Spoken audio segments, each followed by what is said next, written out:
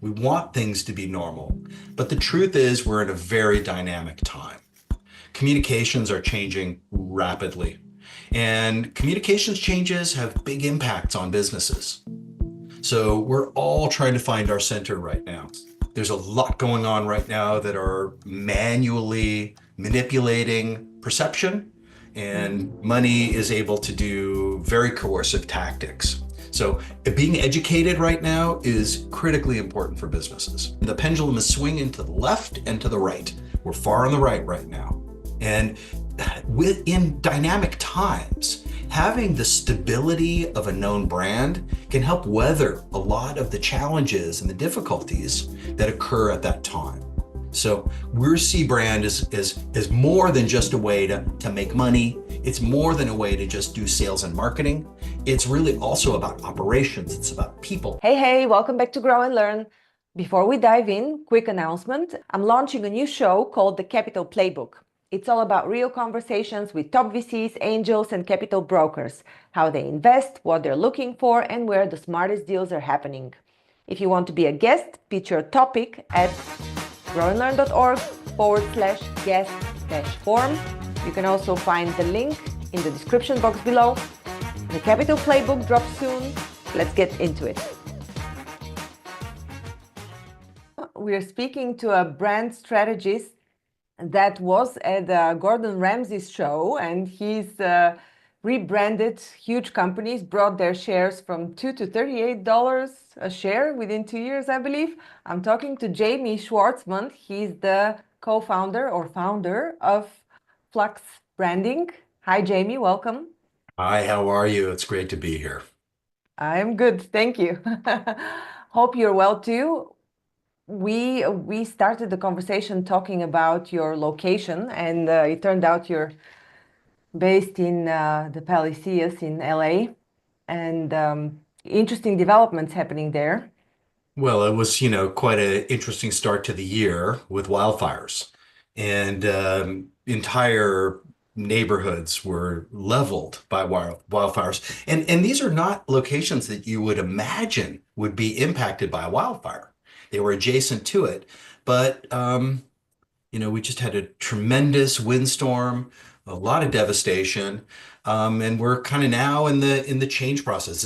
It's funny. It was only a couple of months ago, but it feels like it was even longer ago. I Hmm. guess the world is, things are changing. There's so much happening. Communications are dominating, and we're just sort of moving on quickly. Yeah, indeed. There's news every day about something, and you can't really keep up. And I also have the feeling that the fires were like 5, 6 months ago because there's so much going on. Yeah. Yeah, well, we were lucky, we're in one of the hillside areas. It did burn right up to the backyard.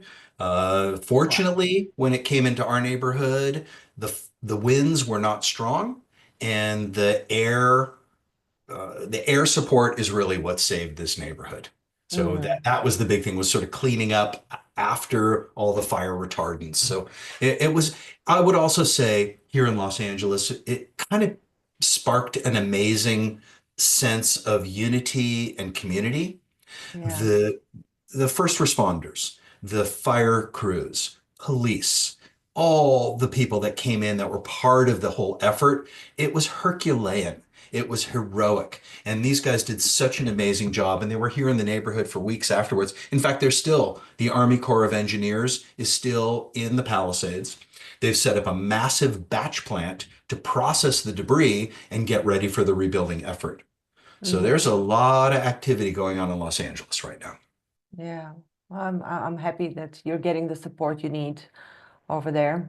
Yeah. So you're moving to the topic. We talked about the name of your company, which is Flux Branding, and the fact that there's so much flux, so much change in the world right now.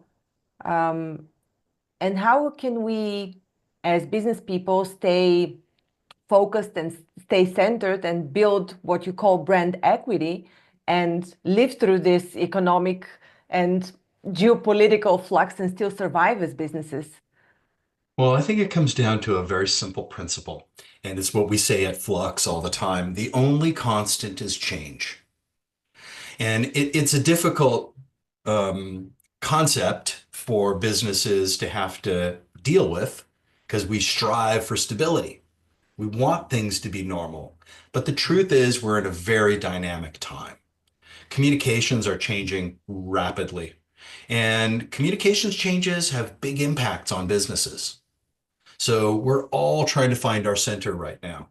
It started about maybe 20 years ago when the web came in and the internet just shifted everything, shook it all up.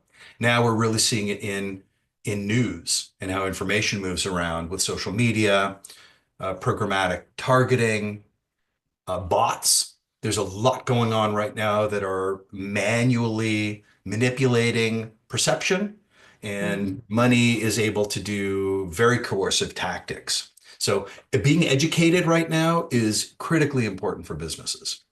Mm-hmm. So I can't remember who said that. It's an old saying, probably from the time of Napoleon. I can't really remember whom this quote comes from, but it's something like uh, the increase in quantity changes quality or something similar. Maybe it's a philosopher who mentioned it. So while you were speaking, I was thinking of all the AI created content and how this will change brand image. And while until now there were certain rules in branding, I'm sorry for throwing you deep in the waters. You know, there Mhm. were certain rules in branding that you could follow, but now with this information overload from AI, is there any change in the rules of branding? Let's start with that. Well, yes, I would say there's a complete change in the rules of branding, but it all really comes down to the basic principles of human emotion. Brand, and it's important to understand what brand really is. Mhm. Brand is not the logo. Brand is not the color palette. Brand is a much deeper construct. It's about identity. And if I were to think about my identity or your identity, discovering identity is a deep spiritual process. We don't just figure out who we are overnight. We don't figure out who we are by dressing in a certain color. We don't figure out who we are by wearing a certain type of clothing. It's a deep personal exploration. And that's the same process that occurs for businesses. And when the branding effort occurs, it helps develop a sense of spirit within companies. And I use the word spirit intentionally, not in the terms of religious sense of the word spirit, but in the terms that spirited organizations are highly effective. And when people with their hearts and souls are in the game and they believe in something and they're working together in unity, that's when organizations can become highly effective and more profitable. So it really, brand starts with people, them understanding and learning and really falling in love with what they're doing. The same thing occurs with employees as it does with customers, as it does with competitors, suppliers, investors, everybody. So when the brand is clear and it's easy to communicate, and we can engineer a predictable emotional response by other people, that's when we have brand clarity. And then we're starting to build what we called earlier brand equity. Mhm. And I would say, just even to follow on with that, we are in this tremendous shift right now, especially here in the United States. Things are swinging, the pendulum is swinging to the left and to the right. We're far on the right now. And within dynamic times, having the stability of a known brand can help weather a lot of the challenges and the difficulties that occur at that time. So we see brand as more than just a way to make money. It's more than a way to just do sales and marketing. It's really also about operations. It's about people. And really the work that we do in branding becomes the training manual for Mhm. people. I just finished a project with a major hair care company. They're a 100-year-old brand that needed to rebrand. They were acquired by a big German corporation, and they sort of lost their way. So we spent almost a year developing the brand, developing the visual, verbal messaging. And then we did a 4-day intensive training with the people. We trained the salespeople. They flew them in from all over the country just to understand the brand. We trained the integrated marketing team We were doing social media posts. We trained the influencers. We trained the product team. We trained, the executive team, everybody, so that they can understand and know the brand. And Mm. there's an energy that occurs when that's done. Does that make Yeah. sense? That makes absolute sense. And I would even go further and because you said you train the people, but are the processes still remaining the same? Because say I've been through a rebranding process of a large corporation. I haven't done it myself, but I've lived through it. I was Hmm. working in strategy, and I know that um, it was indeed mostly maybe this is how it's mostly done. It was a presentation and communication work, but it was not done as an integrative process within the processes of the company. So when you say our customer service is the best, how are your processes reflecting this brand strategy, right? So in your view, when were the most successful rebranding strategies done? Did they integrate like um, the not simply the outer and the communication level of the company, but also deeper, the core, the processes, the way the company worked, the way the Yeah. wheels turned? We go deep in the process, and let me kind of break it down into how we approach branding, because that might help demystify the process. It Mm-hmm. is a creative process. However, most of the people that we are working with are not necessarily creative people. We're working with the executive leadership team, the chief revenue officer, the CEO, the COO. And so we've taken these creative processes and tried to make them more analytical and understandable. And we'll say scientific with air quotes on the science, right? We have a process that's 4 steps for branding. We call it the IDEA method. And IDEA are the 4 steps. And this is a process that we've created to help communicate how branding works.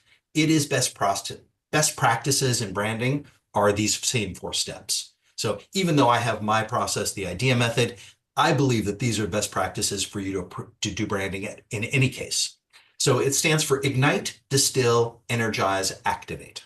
Those are the 4 steps. In the ignite phase, that's discovery. We do a lot of discovery work, and uh, I think that we don't actually create brands. We discover the brand that's there and find ways to communicate it. It's about authenticity. Just like you or I, if we went out there to try to construct ourselves to be the most attractive person and try to get what we want, it's just not necessarily who we really are at the core. And trying to be fake and trying to pretend to be somebody that we aren't is exhaustive. It is the amount of effort required to pretend is too high. And eventually we will regress back to who we really are. So during the Ignite phase, that's where we do workshops and we work with all the different teams. We work with the salespeople. We've got to work with salespeople because they know what's going on outside. We work with the executive leadership team to, see what do they think. We're looking for gaps now between what do we think on the inside versus how are we perceived on the outside. We'll look at the competitors to see what they're doing and find out where are they positioning themselves in the marketplace. We'll talk to customers. We'll do in-depth interviews. There's a lot of opportunity for learning that goes on during the Ignite phase. The hair care brand I was just talking about, we spent about 5 months in Ignite. That included a market research survey of over 4,000 consumers, another 300 professional, basically stylists and salon owners. We talked to 40 of their people and really try to triangulate all of this information together. We talked a little bit about AI at the beginning. I would say AI has really come in handy for us when we're doing analysis of the things that we're finding in discovery during the Ignite phase. I'm sorry, I'm just all over the place here today, but I'll give you some information how we're using It's very AI. interesting. Very interesting. Yeah. So I Mhm. did another insurance company, and this was a insurance company that had some problems. They were equity backed, Equity brought in a really um, a CEO that was he's an amazing CEO who really knew how to work with people and turn things around, but he didn't understand what the dynamics were of the situation. So we were hired to do an Ignite session. We did in-depth interviews with 14 executives. We transcribed them, fed them into AI in a private platform so that it wasn't publicly Right. uh, Leaking. Yeah. publicly distributed, Right. and then had it look for commonalities between these conversations, weighting them more heavily with the senior executive leadership team than it was for maybe the junior people that we talked to. That then informed us to go in and do a 2-day offsite where we worked with those same people doing whiteboarding and a lot of just colored markers, Mhm. colored markers on the wall to sort of get this stuff out of them. All that stuff then was fed back into AI to generate a 60-page report that talked about not only what's happening in sales and marketing, but where are the gaps in technology? What's going on in in people right now? Where is our leadership team wrong? What are the political dynamics that are going on within the organization? Who do we see as sort of the squeaky wheels right now? So this provided a tremendous amount of knowledge to be able to understand what's going on. And that's Ignite, right? Ignite the spark between us and the client, help us understand so we can earn the privilege to talk about the brand. Mhm. That's Ignite. And then we move into Distill. So does that make sense before I move on Ignite and sort of the Yes, importance of it discovery? looks like a quite comprehensive research and analysis. It like goes deep into strategy work, company culture. I'm surprised that the level of work you do is goes so deep indeed. Yeah. Well, I think this is the difference between graphic design and branding. Mm-hmm. Right? Graphic design, you're going to see it comes into the whole process, but far later. Initially, it's really this discovery work. What we're looking for the authentic elements that we can construct into simple communication. In many cases, we're developing a methodology that is different. How do we approach this process? What makes us unique? What makes us different? These are the things that really resonate in brand. And a lot of it is writing. We do a lot of copywriting before we do any design work. And that kind of leads us then into distill, the second piece, which is brand strategy or brand positioning. Now, okay, we've learned, we've understood things. Typically, we do a report at the end to build consensus. And that's another thing too, is just getting everybody aligned, creating unity within the organization so everybody believes that we're on the right path. Mm-hmm. Belief is May very, I ask you something at this yeah, point? yeah. I've spoken to quite a few people who have been very successful with the approach to get information directly from the front line, and including C-level executives have been very successful running their businesses by being in constant communication with the um, people that are customer facing.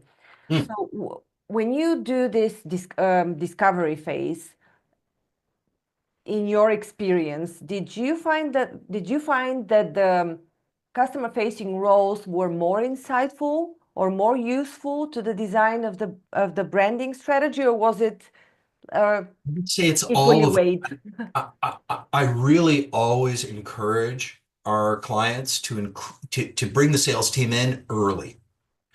I mean, at the end, they have to believe it and they have to be able to sell it and it has to feel like it's theirs. So I think that's very important. We do find a lot of personal beliefs on the sales side that we think are outdated or Mm, outmoded. They're mm, just not seeing it the way in a way that it could be seen. mm. I mentioned we're doing a big insurance services company, and their sales team, they got very comfortable. They got Uh-huh. very comfortable. They sort of stuck in their rut and they believed that they had it right. And it wasn't until they started seeing what the competitors are doing and started Mm, seeing what's happening industry wide that they began to shift and go, mm, hey, wait a minute, maybe there is a better way for us to do it. This is a company that had fragmented their product. In fact, just before this call, I was with their product team. They had over 600 products. uh-huh. How are you going to sell 600 products? Yeah. Instead, we were able to collapse it down into about 30 products, but 30 products with a lot of options, configurable products. Now and those configurable products are divided into 5 different categories or divisions. Mm-hmm. So it's a simpler thing to understand, 5 than 600, and Right. everything being organized. So a lot of what's happening here is organization, um, categorization, methodologies, more easy, simple ways to communicate. Yeah. Mm-hmm. So, okay, so now we go into Distill, right? And that's what's happening in Distill. In Distill, in some cases, we rename companies.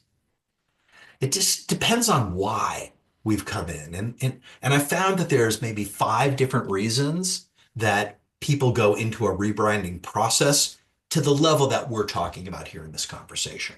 Mm-hmm. One is there's a new product or service being launched. Okay, great. And I would say also we're really specialized in doing rebranding. Mm-hmm. And these are existing companies that have established brands that are ready to evolve or reboot for some reason. We do a couple of startups, and I'm doing a startup right now, really pretty cool one there in aquaculture, but we pick and choose our startups pretty carefully. Yeah.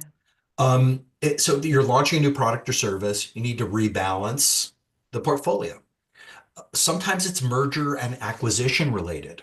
Yeah, This this is is my experience. It was rebranding due to M&A, and they had to equalize it across countries to have the same brand. Yeah, we see it sometimes. Equity thinks it's a great idea to acquire several companies, roll them up into one, and they're going to be now one big company. But 3 years later, they're still holding their individual business cards. They Mm. haven't formed a team, they haven't created unity together. Mm. So we do some of that unification building. In other cases, it's pre-M&A, and we're trying to elevate the brand to maximize the Mm. transaction Right. value of Yeah. these, right? Mm-hmm. Sometimes we come in because there's been a crisis. It could be a crisis with people. Could be a crisis with maybe a product failure or something where there's something bad has happened, and we need to distance ourselves from the past. I see that sometimes. Another one I see is we just need a reboot. Mm-hmm. If things are tired, people are not inspired. We're not able to attract talent. We're not retaining talent. That's a big one too, just the energy piece. And the last one I'll say is competitive attack. And this is for companies that have dominated in markets. They've enjoyed, you know, great market penetration, but now all of a sudden a new competitor has come in, and they've maybe come in with a different technology base, and they're just Mm. picking off the customers one by one, Yeah. right? And so there's a reason, these are reasons then the brand needs to evolve to be more competitive in the marketplace. Have you had cases of rebranding when there was a need to save the reputation of the company, and that's why you're rebranding? Yeah, so this was the one you referred to in the opener. Really great company. They're in the auto parts business, one of the largest companies in the United States.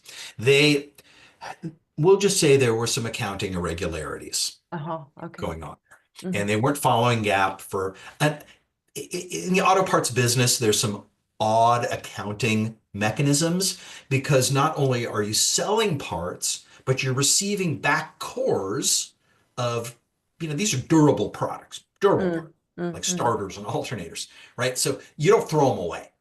Those heavy parts come back and they're reprocessed. Mm. So the accounting transaction for sales and the reprocessing side is pretty complex. Yeah. And they had been following processes that were not standard. Mm-hmm. The Mm-hmm. SEC found it, delisted them from NASDAQ. The CFO went to jail. There was a lot of, they were manipulating stock price Mm-hmm. because of some of these accounting practices. So they desperately needed to distance themselves from the past. We renamed the company, kept a lot of the same look of it, but a slight tweak to the name change, restyled everything, gave them a reason to believe. And not only was this something that the market needed something to believe in, the people inside needed something to believe in. Mm-hmm. Mm-hmm. So the CEO, I thought, was a brilliant move to make the investment to rebrand, and it took about 10 years. Oh, wow. So that stock price from 2 to 38 didn't happen in 2 years. Uh-huh. It happened over a period of 10 years, a Yeah. massive amount of growth. I'm no longer working with that company. We parted ways a while ago, amicably. I will say their stock price is at 7. Hmm. So I don't want to position this as that brand did the whole job. Okay. Right. It was one piece of the mix. And there's a lot of factors here. Of course, of course. My market dynamics, 10 years is a long time after all. Yeah. Hmm. Yes, exactly. So yeah, sure. Distancing from the past, important part of the equation, particularly when we're trying to create unity and get major customers to believe.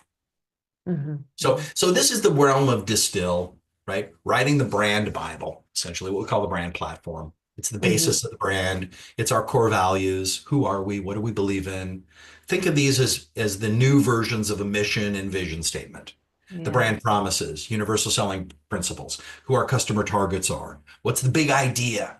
Just creating a couple of key words of our tone of voice. What do we stand for? What are our principles? That's the Hmm. brand. The Yeah, brand platform. it seems indeed like energizing the whole company. I like the way you used the word energizing in one of the reasons for rebranding, and it seems that it's energizing for all of the reasons.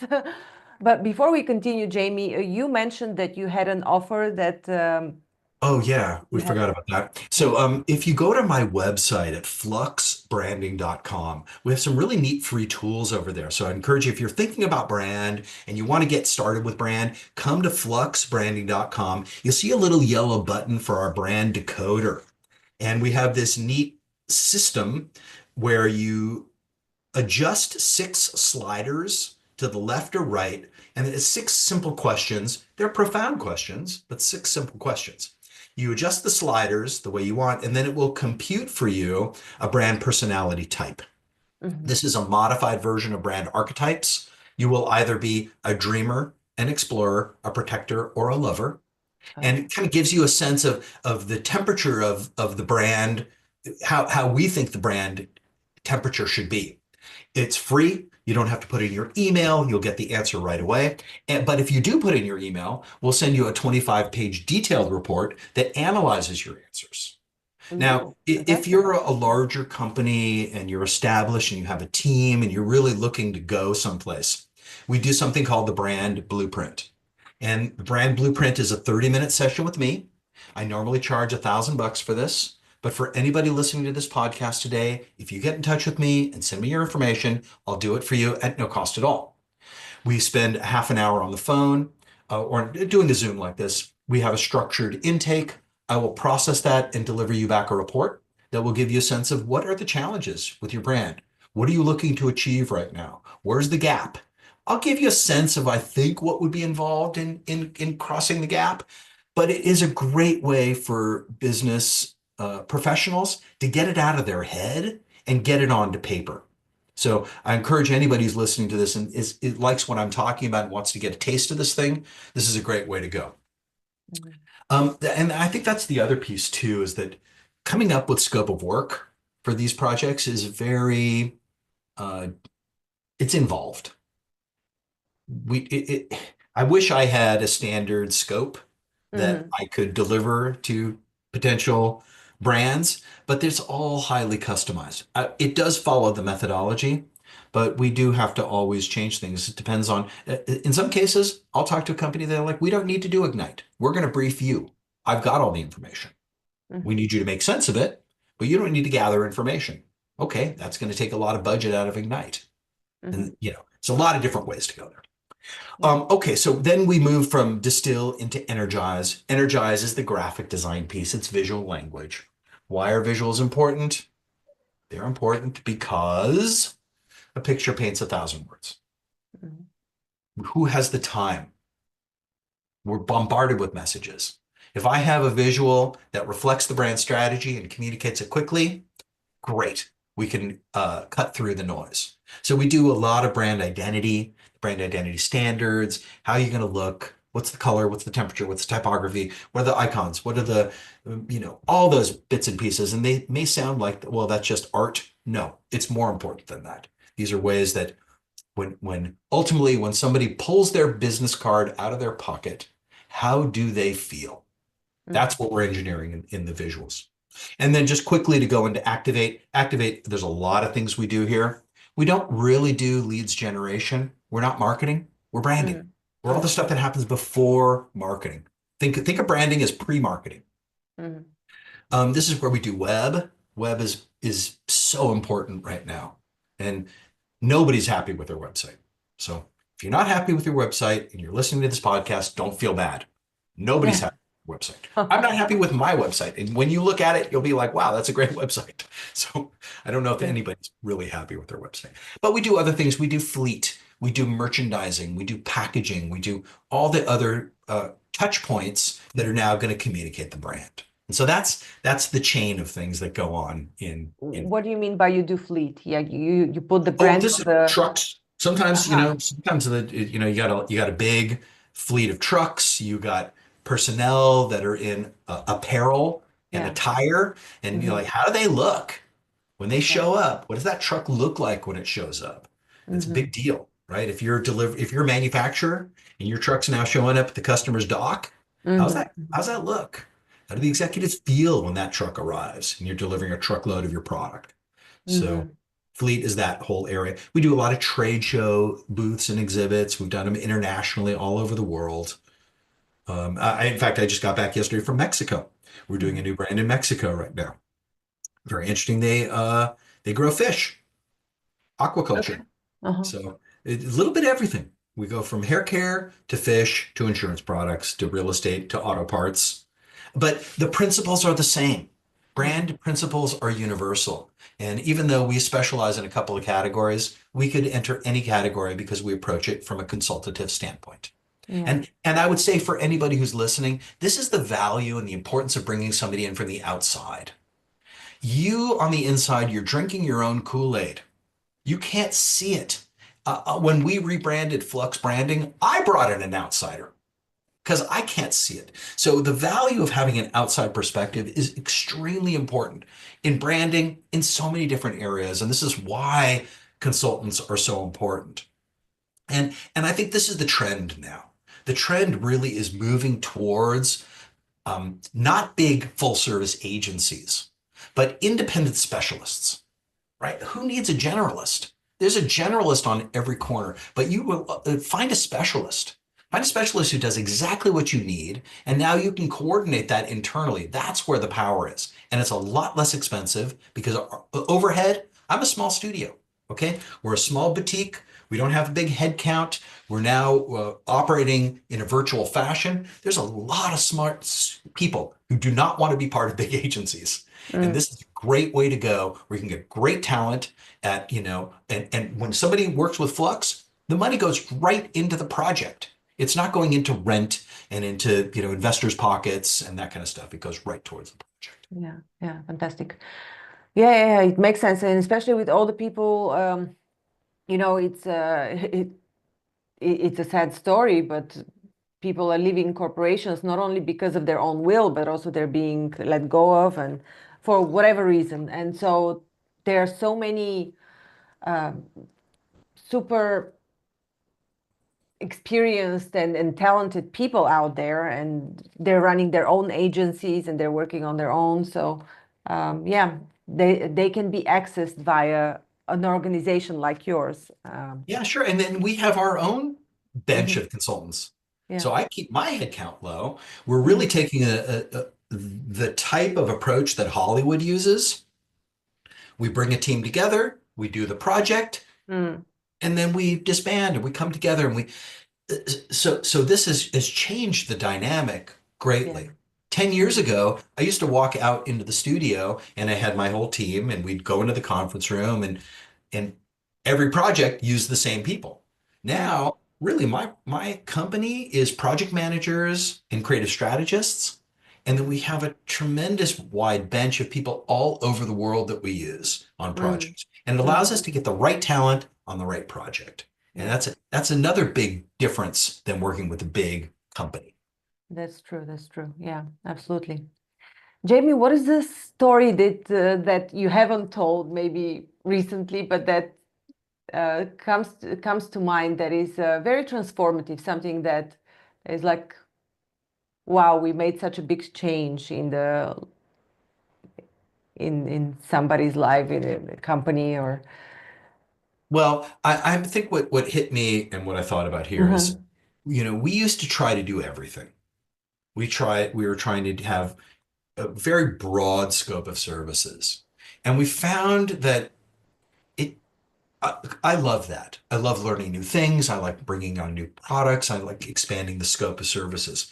But the truth is, we found that we're best when we stick in our core competency and we really focus on what we're really great at. You hear what we're talking about today? We're great at branding. Mhm. I have a big company, big client right now. We're doing marketing for them. We're doing it very successful. We're doing leads gen. We're helping them get new customers. We just don't love it. And so Mhm. I would say focus on what you love. That's the really important thing. And when we're focusing on what we love, we do great work. We feel good about it. We love the whole process, and everybody's happier. Yeah, absolutely. On this note, once again, how can people get a hold of you and large Yeah. So organizations, how can best they make use of your bigger offer? Yeah, sure. Come to my website at fluxbranding.com. If you look at the bottom of it, you'll see my cell phone number. Call me up. You want to give me a call, the cell phone number, or send me a text. Usually better to just send me a text. Um, Take a look at our website. We've got some really neat projects on there. You'll see some really cool design. That's a great way to go. But come to fluxbranding.com or send me an email to Jamie, Jamie, at fluxbranding.com, or just search LA Branding Agency will come up on the first page. Oh, So we fantastic. write a lot. We also have a really cool monthly newsletter. I write an essay every month on branding. You can sign up for it on my website. It comes out on the first Tuesday of the month. I've been delivering my first Tuesday emails for almost 12 years on the first Tuesday of every month. So So next Tuesday, you can expect next a Tuesday, newsletter if you yeah, sign up. I'm writing the essay is being finished right now. It's on brand equity. Mhm. And we talked about a little bit the opening, but brand equity, just like any investment, make small little deposits. Continue to invest. Don't make a single investment and hope that you're going to have a huge return at the end. It takes consistent investment, and that's part of brand. Brand should always be part of the process. Don't think of this as something you're going to do every 7 years and walk away and come back to it. You can, but you're going to end up spending a lot more money in sales. You're going to spend a lot more money in marketing because you're not focused and you're not attracting the right kind of customer. Mhm. Thank you. Thanks for having me today. It was really fun to talk to you. I love doing these podcasts, and I really appreciate you doing this work and creating a platform for these kind of conversations. Fantastic. I'm also learning a lot and I'm enjoying it and I'm meeting great people like you. So thank you very much also for updating us on the situation in LA. And once again, everybody head to fluxbranding.com. Thank you. Thank you. Thank you for listening to Grow and Learn. We hope that you found our podcast informative, engaging, and inspiring. Our mission is to help you keep growing and learning, and we hope that our conversations and insights have provided you with practical advice and useful perspectives. If you're looking for personalized support and guidance to help you achieve your personal or professional growth objectives, I offer a range of services to help. As a trusted management partner and mentor, I work with businesses in the process of transformation, looking for new streams of business as well as M&A. With an extensive professional network of experts and mentors, I can bring on board the right person or team based on the specific needs of the company I'm working with. To learn more about the services I offer and how I can help you achieve your goals, visit my website at grownlearn.org. You can also reach out to me via email or social media. I'd love to hear from you. And if you enjoyed this episode of Grow and Learn, please subscribe to our podcast and leave us a review. Your feedback is important to us and it helps us to continue to create content that is relevant and valuable to our listeners. Thanks again for listening, and we look forward to sharing more insights and perspectives with you in the future.